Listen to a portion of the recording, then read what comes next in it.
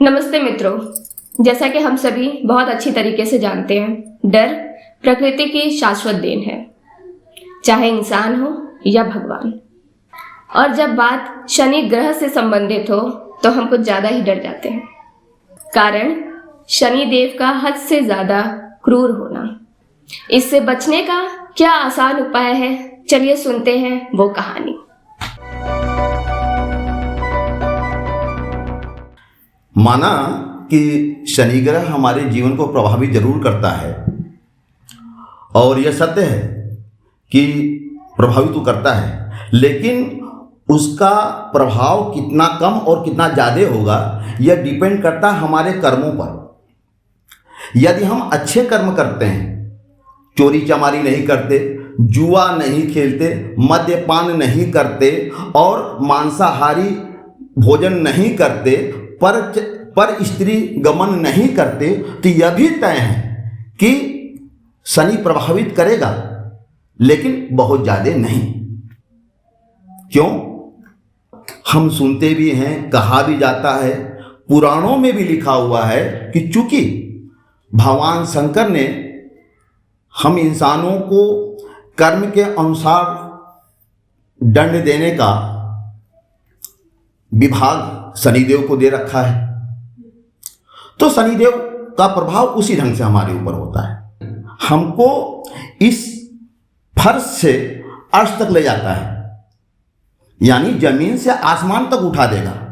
लेकिन हमारे कर्म अगर अच्छे नहीं हैं तो राजा को भी भिखारी बना देने में वह थोड़ा भी देर नहीं करता। तो मित्रों, शनि हमसे प्रसन्न है। इसका एक राज छिपा है ऋषि पिप्पलाद के कहानी में।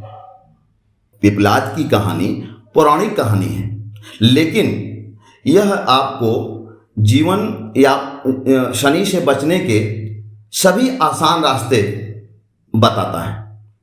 तो चलिए शुरू करते हैं कहानी पिप्पलाद की। ऋषि पिप्पलाद की कहानी सुनने के पहले हम आपको एक चीज और बताना चाहते हैं कि पिप्पलाद का अर्थ क्या होता है, क्योंकि इसका गूढ़ रहस्य इसी में छिपा हुआ है। पिप्पलाद का अर्थ होता है वह इंसान जो पीपल के पत्तों से जीवित रहे, उसको पिप्पलाद कहते हैं। तो मित्रों, पिप्पलाद कौन थे, तो पहले यह जानना भी आवश्यक है। पिप्पलाद महर्षि दधीची के पुत्र थे। महर्षि दधीची जब स्वर्ग चले गए तो यह खबर उनके पत्नी को मालूम चला, और संजोग देखिए कि उस समय दधीची की पत्नी गर्भवती थी, उनके पेट में पिप्पलाद पल रहे थे। तो उन्होंने थोड़ा समय इंतजार किया, और पिप्पलाद के पैदा होने के बाद वह सती हो गई। एक दिन महर्षि नारद उधर से गुजर रहे थे जहां पर पिप्पलाद रहते थे, और पिप्पलाद से महर्षि नारद की आमना सामना हो गया। तो नारद जी ने पिप्पलाद को उनके माता पिता की पूरी कहानी सुनाई। तो बालक पिप्पलाद ने महर्षि नारद से पूछा कि मुनिवर, किस कारण से मुझे अपने बाल्यकाल में अनाथ होना पड़ा। नारद जी ने उन्हें बताया कि देखो बेटा, शनि की महादशा के कारण तुम्हें बाल्यकाल में ही अनाथ होना पड़ा। नारद जी ने उस बालक का नाम पिप्पलाद रखा और उसे पूजन पाठ करने के लिए दीक्षित किया, और उसके बाद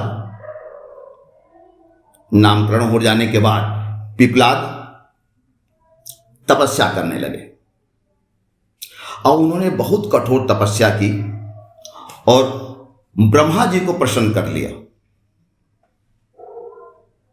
एक समय ऐसा भी आया कि ब्रह्मा जी सामने उपस्थित हो गए और उन्होंने कहा कि हे बालक, मैं तुमसे बहुत प्रसन्न हूं, बताओ तुम क्या वर चाहते हो। तो बालक पिपलाद ने ब्रह्मा जी से कहा, हे देव, यदि आप मुझसे बहुत ही प्रसन्न हैं मेरे तपस्या से, तो मुझे एक आशीर्वाद दीजिए कि मेरे केवल दृष्टि रखने के मात्र, केवल दृष्टि कर देने से आदमी भस्म हो जाए, मुझे यही वरदान चाहिए। और ब्रह्मा जी ने यह वरदान दे दिया। यह वरदान पाने के बाद पिपलाद के मन में जो क्रोधाग्नि जल रही थी वह भभक पड़ी। और बालक पिपलाद ने क्या किया कि तत्काल शनिदेव का आवाहन किया, और जैसे ही शनिदेव सामने आए, पिपलाद ने अपनी दृष्टि डाली, परिणाम शनि भभक के जलने लगे। त्राहिमाम त्राहिमाम त्राहिमाम।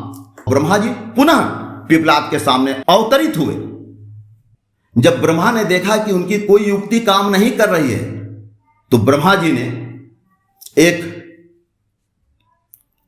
नायाब युक्ति देखी, सोची, और उन्होंने पिपलाद से कहा, हे पिपलाद, तुम शनि को छोड़ दो और मैं तुम्हें एक के बदले 2 वरदान देने को तैयार हूं। और यह सुनते ही पिपलाद प्रसन्न हो गए और उन्होंने शनि को छोड़ दिया। छोड़ने का मतलब जाने के लिए नहीं बोला, इसलिए कि आग की जिस आग में जल रहे थे शनिदेव, उसको कम कर दिया। तो ब्रह्मा जी ने कहा कि चूंकि तुमने मेरा बात मान लिया है, तो अपना वरदान भी मांगो। देखिए मित्रों, इसी जगह में वह राज है शनि से बचने का उपाय। तो ऋषि पिपलाद ने गजब का वरदान मांगा। पहला वरदान मांगा कि हे ब्रह्मा जी, कोई भी बालक अपने जन्म के बाद, जब कोई भी बालक जन्म लेता है, तो उसके जन्म कुंडली में 1 से 5 साल तक शनि का महादशा का असर नहीं होना चाहिए। उन्होंने कहा दिया। अब दूसरा वरदान मांगो, क्या चाहते हो। तो पिपलाद ने बहुत अलौकिक वरदान मांगा, और यही वरदान आज हम लोग के लिए भी वरदान साबित हो रहा है। जानते हैं उसने क्या मांगा था। पिपलाद ने कहा कि आज के बाद कोई भी इंसान सूर्योदय के समय यदि 1 लोटा जल पीपल के वृक्ष में चढ़ाता है, तो उसे शनि कभी परेशान नहीं करेंगे, बल्कि प्रसन्न होंगे। और यह वरदान ब्रह्मा जी ने दे दिया कि शनि को जाने दो। तो ब्रह्मा के से मिले ब्रह्मदंड का प्रयोग उन्होंने किया और उठा के सीधे खींच के मारा शनि के ऊपर। रिजल्ट, शनि अपंग हो गए, उनका एक पैर टूट गया। उसी समय से जितने ज्योतिष के लोग हैं, जितने जानकार लोग हैं, वह आपको बताएंगे कि शनि की गति बहुत स्लो होता है। इस कारण से यदि कोई भी इंसान सच्चे मन से, पूरे श्रद्धा से, नियम पूर्वक मनोकामना रखते हुए यदि सूर्योदय के समय पीपल के वृक्ष में जल चढ़ाता है, तो शनिदेव उससे प्रसन्न होते हैं। और हमेशा जो इंसान शनिदेव का सच्चे मन से स्मरण करता है, पीपल पर जल चढ़ाता है, वह धन धान से परिपूर्ण होता है, उसके घर में समृद्धि आती है, और उससे बड़ी बात, उसके घर में रोग बीमारियां उस घर से दूर रहती हैं। जय शनिदेव।